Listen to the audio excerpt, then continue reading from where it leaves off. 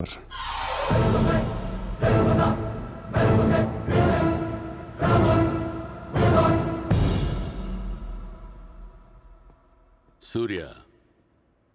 तुम हमें बहुत पसंद आया। तुमने जिस तरह लालू को सपोर्ट किया हमें बहुत खुशी हुई। నువ్వు ఢిల్లీ ఎప్పుడు వచ్చినా నన్ను కలు. ఢిల్లీ నుంచి నీకేం కావాలన్నా నన్ను అడుగు. నీ ఢిల్లీకేం కావాలి? క్యా? నీకు ఢిల్లీ కావాలా లేదా? ఢిల్లీ మీద ఎక్కి కూర్చోవాలని ఉందా లేదా? बहुत है, क्या करेगा तू? రేపు ఎలక్షన్లో మీ పార్టీయే గెలవాలి, మీరే రూల్ చేయాలి. ఎలక్షన్కి అయ్యే ఖర్చు నేను పెట్టుకుంటాను. ఎంత పెట్టగలవు? ఇండియాలో ఎంపీగా పోటీ చేసే ఏ క్యాండిడేట్ అయినా సరే జేబులోంచి ₹1 తీయాల్సిన అవసరం లేదు, మొత్తం నేనే ఇస్తా. అసలు నీకు మొత్తం ఇండియాలో ఎన్ని సీట్లు ఉన్నాయో తెలుసా? ఒక్కొక్క సీటుకి ఎంత ఖర్చు అవుతుందో తెలుసా? యావరేజ్ ఒక్కొక్క సీటుకి 20 కోట్లు ఖర్చు పెట్టినా 10,000 కోట్లు అవుద్ది. ఇష్టం వచ్చిన మాట్లాడతావేంటి? అసలు మైండ్ ఉంది నీకు? లాస్ట్ టైం ఒక అహ్మదాబాద్లోనే 60 కోట్లు ఖర్చయింది, జైపూర్ 25, జైసల్మేర్ 35, జబల్పూర్, కాన్పూర్, కోల్కతా, హైదరాబాద్, చెన్నై, రాజ్కోట్, పనాజీ, నాసిక్, బెంగళూరు, కొచ్చి, కొల్లం, ఉడిపి, ఇలా దోల్ తీర్పై సెంటర్లు ఎన్నో ఉన్నాయి. అంతా చండీగఢ్ ఛత్తీస్గఢ్ లెక్కలు చెప్తావేంటి? మొన్న ఒక కడపకే 250 కోట్లు ఖర్చయింది. అన్నిసార్లు ఓటు 500కు దొరకదు, కొన్నిసార్లు 5,000 కూడా పెట్టాల్సి వస్తుంది. ప్రాణం పోయినా సీటు కావాల్సిన సెంటర్లు కొన్ని ఉంటాయి. అక్కడెంత ఖర్చు అవుద్దో ఎవ్వడికి తెలియదు.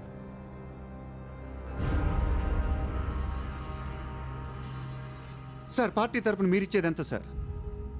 వాళ్ళు పర్సనల్గా ఎంత ఖర్చు పెడతారో తెలుసా సార్?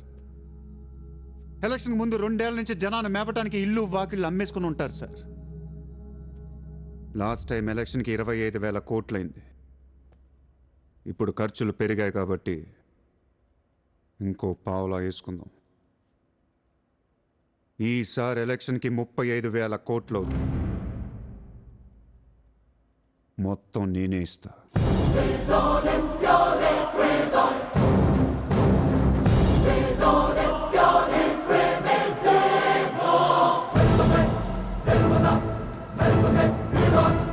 మీ ఇన్ఫ్లుయెన్స్ వాడి ఎలక్షన్ టైంలో నాకు 25 హెలికాప్టర్లు ఇప్పించండి. హెలికాప్టర్లు ఎందుకు? డబ్బులు పంచడానికి రా ఎర్రి.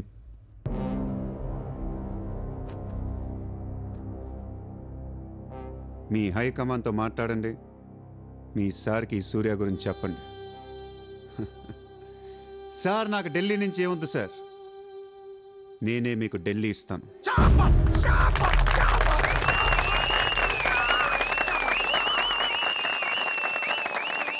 శ్రీరామ్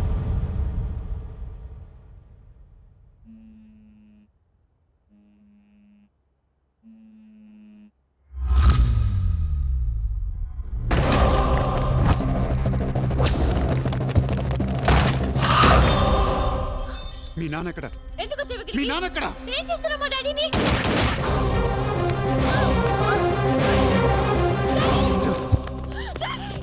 డాడీ!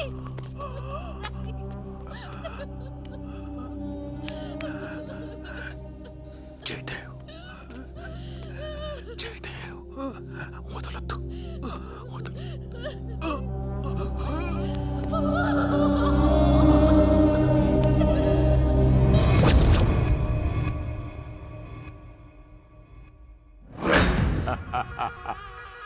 గోఖలే పోయాక నన్ను ఇంకెవరేం చేయగలరు? ఎలక్షన్కి ముందే ఆ సూర్యగాడిని వేసేస్తే ప్రశాంతంగా ప్రమాణ స్వీకారం చేసుకోవచ్చు. ఘనపులేటి జయదేవ్ భారతదేశపు 14వ ప్రధానమంత్రి, ప్రైమ్ మినిస్టర్ ఆఫ్ ఇండియా.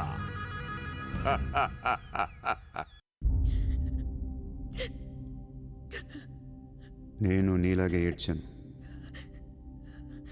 14 ఏళ్ల వయసులో ఇంతకంటే ఎక్కెక్కేడ్చా. అమ్మా నాన్న అమెరికాలో ఉండేవారు, నేను అక్కడే పుట్టా. మా నాన్న అక్కడ పెద్ద బిజినెస్ మ్యాన్. బిజినెస్లో సంపాదించిన డబ్బంతా పట్టుకొని పుట్టినూరికి ఏదైనా చేద్దామని ఇక్కడికి వచ్చాం. ఆ అక్కడ మా నాన్న ఒక లోకల్ లీడర్ని కలిశాడు. వాడి పేరు జయదేవ్. ట్రస్ట్ ఓపెన్ చేస్తున్నాను మా అమ్మ నాన్నలు నమ్మించి డబ్బంతా దోచుకొని నిర్దాక్షిణ్యంగా చంపేశాడు. దారుణంగా కత్తులతో పొడిచి చంపేశాడు.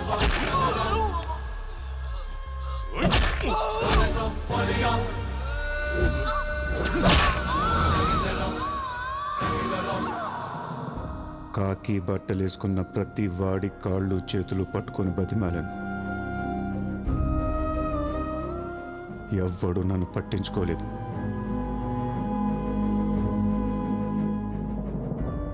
ఏ దేవుడు నా కోసం రాలేదు. సరే చెప్తే వినపడదా? ఇక్కడే పడి ఏడుస్తావేంటి?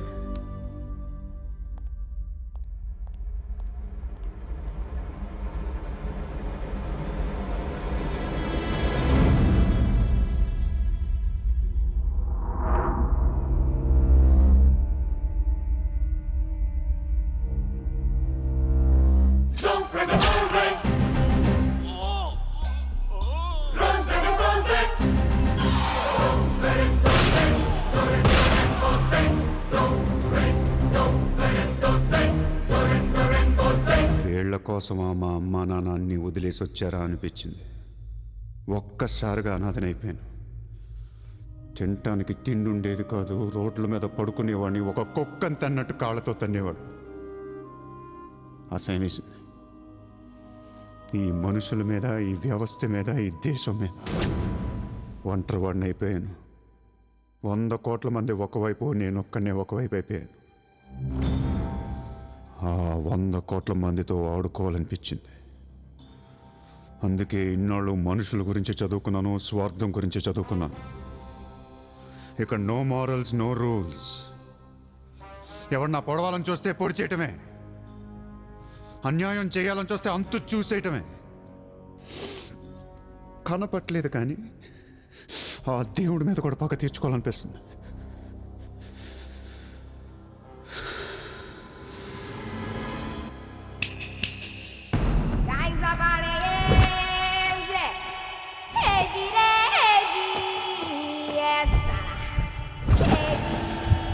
నజీర్, ఎలక్షన్ జాగ్రత్తగా చూసుకుని నేను మళ్ళీ వస్తాను. ఎవ్వరూ నా వెనక రావద్దు.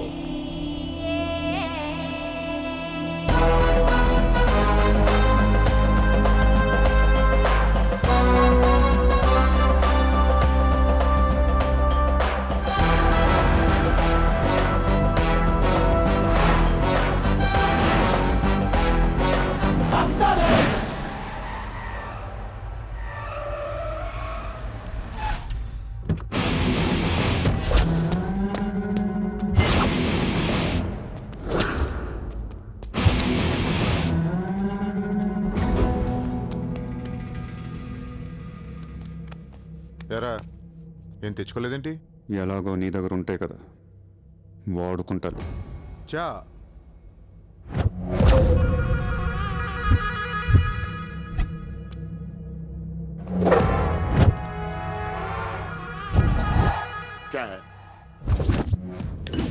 నాకాదే నా వాట్సాప్ పొడిచావు, షూట్ చేసావు, ఇంకా కసి తీరలేదా నీకు?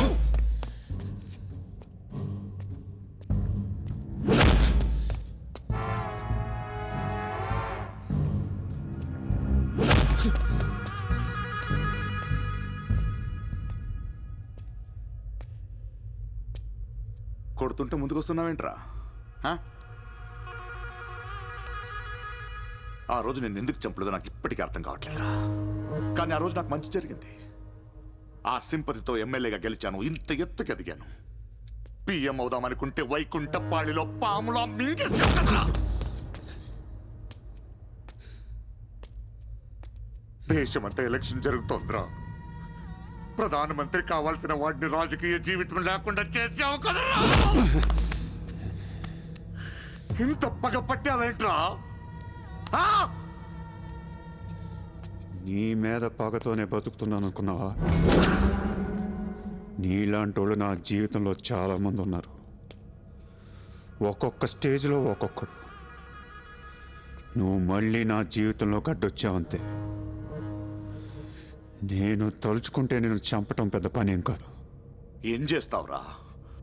ఏం చేస్తావు? కొట్టింది చాలు. చిత్ర ఎక్కడా? చిత్ర లేదమ్మా, చంపేశాం.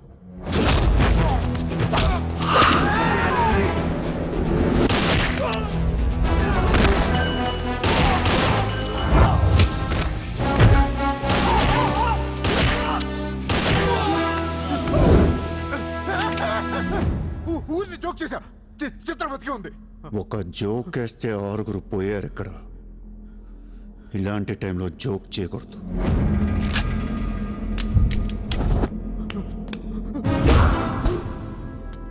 చిత్రని తీసుకొస్తే నేను వస్తానని మాత్రమే నీకు తెలుసు. వస్తే నేనేం చేస్తానో నీకు తెలీదు. అవునరా, తెలీదు. తెలియకే పిలిచాను. చూపించరా, చూపించరా, చూపించు. రే, నీ రేంజ్ ఏంటో తెలుసుకోవాలరా నేను. నీ మొత్తం క్యాలిబరేటర్ చూడాలంటా నాకు. చూపించు, చూపించు, చూపించు. నువ్వు అంతగా ముచ్చట పడితే నేనెందుకు ఆగుతాను? ఈరోజు నీ హిస్టరీ చిరిగిపోద్ది. మళ్ళీ మాట్లాడటానికి నువ్వు ఉండవు. నీ గురించి మాట్లాడటానికి ఇంకెవడో ఉండడు. సాలే కుమారా!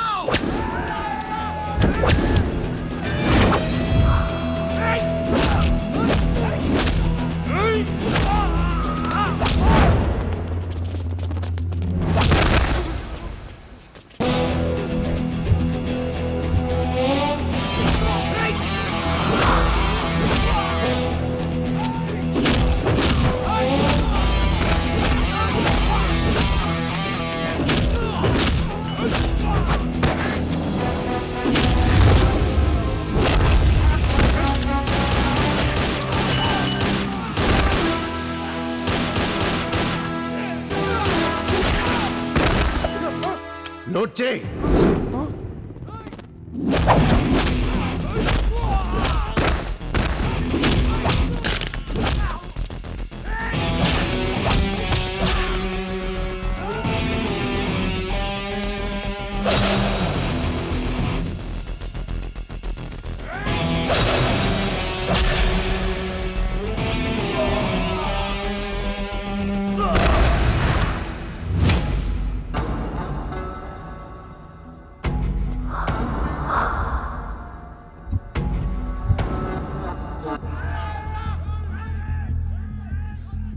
ఆ బ్యాలెన్స్ ఫినిష్ అయ్యే లోపల చిత్రం చూపించు.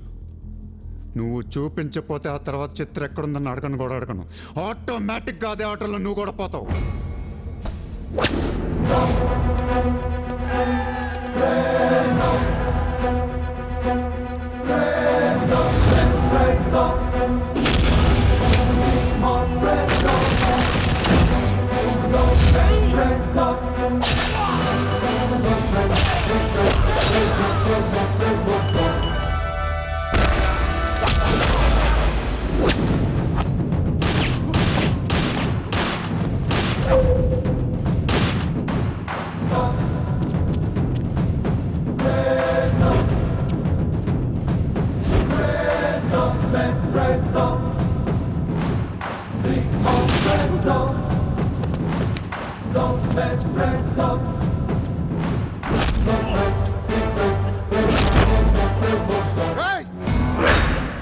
చంపేస్తావు,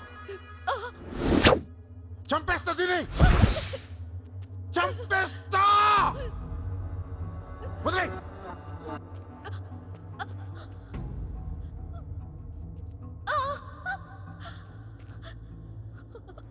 ఇలా ఉన్నావేంట్రా? ఫస్ట్ టైం నా జీవితంలో బ్రతికితే చాలనిపించింది. అమ్మా, రే నిన్ను. తను వదిలే. కావాలంటే నన్ను ఏమైనా చేసుకో. నేనేం చేయగలరా? నిన్ను చంపడం తప్ప ఇంకేం చేయగలను? నువ్వు చేస్తుంటే చూడాలనుందిరా నాకు. గన్ను తీసి కాల్చాలనుంది నాకు. కాల్చు. కాలుస్తావా కాల్చుకోమంటావా? కాల్చుకుంటావా? ఏ విన్నావురా? కాల్చుకో, కాల్చుకో, కాల్చుకో, కాల్చుకో. సూర్య, సూర్య, ప్లీజ్ నో సూర్య.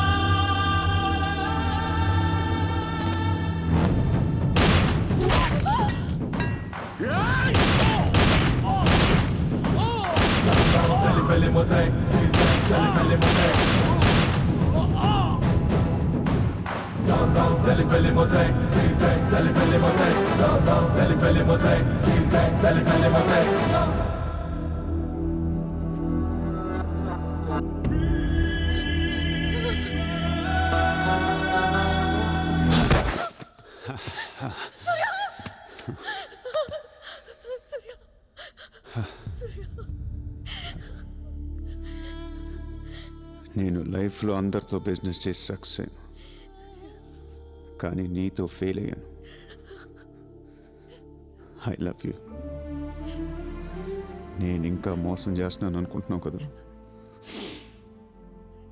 చచ్చిపోయేటప్పుడు ఎవడు అబద్ధం చెప్పడు. అలా అనకు, నీకేం కాదు. బుల్లెట్ దిగింది నాకా నీకా? నా ప్రేమ నిజం, నువ్వు బతుకుతావు. ఒకవేళ నేను పోతే వెళ్ళను గుడ్, కానీ నీ ప్రేమ నిజమై నేను బతికిపోతే ఇండియా తీర్చేస్తాను.